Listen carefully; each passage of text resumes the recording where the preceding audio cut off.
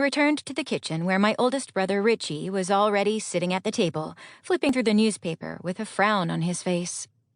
I peeked over his shoulder and read a headline about President Roosevelt initiating his New Deal domestic reform program.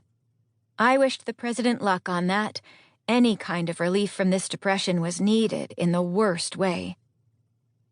"Good day at work?" I asked. He shrugged. "You know how it is. Aisles are so empty I could open a bowling alley. Why would anyone come to a hardware store if they can't afford to build anything?" I felt bad for him, but not surprised. With businesses closing down all over the city, we all wondered how long he'd be able to keep that job. "You coming to the game tonight?" I asked, hoping to lift his spirits. "It's the season opener." "Probably not. I've got things to do." Richie and I had always been close.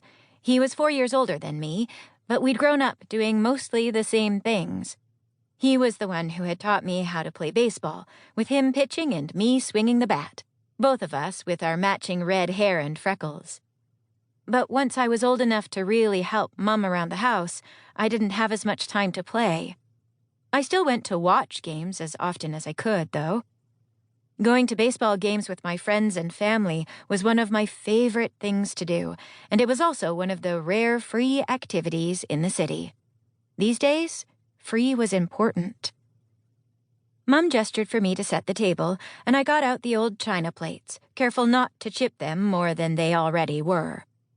Richie lifted his elbows so I could slide his plate beneath the newspaper.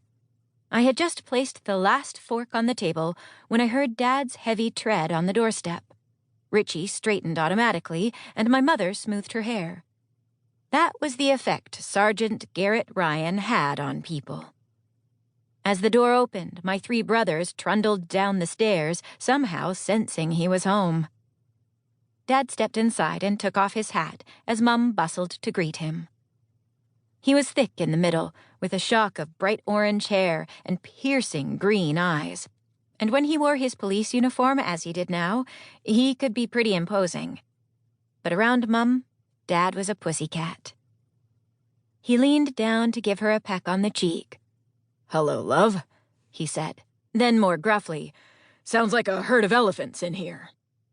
"Quiet, everyone," Mum said, taking his coat and hat.